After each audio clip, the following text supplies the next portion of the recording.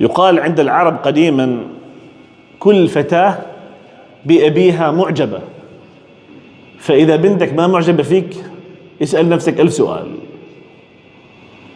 إيش اللي يخلي بنتي ما تحبني هذا الحب؟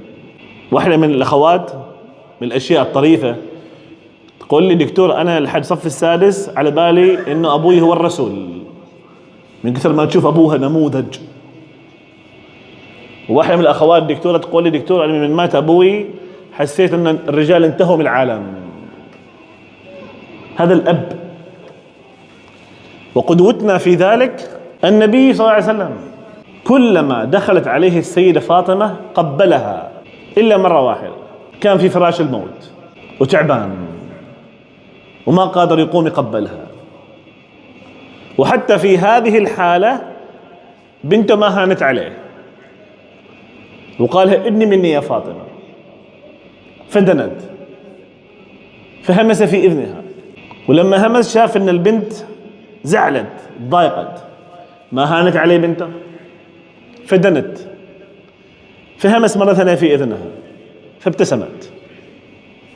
ما الذي يجعل الرجل في فراش الموت والآخر لحظة جالس يعلمنا كيف نتعامل مع النساء؟ الآخر لحظة وآخر رسالة يرسلنا إياها، قال لي في الأولى اليوم سألاقي ربي، وقال لي في الثانية أنت أول من سيلحق بي من أهل بيتي.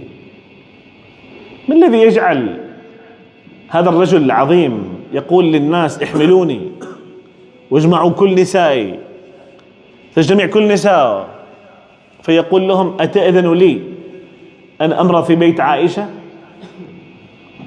قال من بيت عائشة رضي الله عنها. ما الذي يجعل الرجل بهذه القوة وهذه المكانة يستأذن؟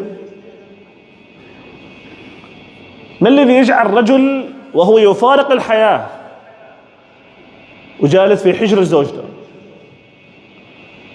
لو قال يا رب أريد أموت وأنا ساجد لكان له ذلك، يا رب أريد أموت وأنا أجاهد في سبيلك لكان له ذلك.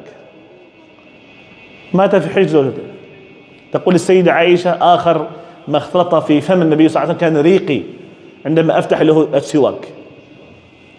آخر رسالة كانت استوصوا بالنساء خيرا. من رزق بنت يحتويها يحضنها يقبلها يسمعها كل يوم، هذه قلبك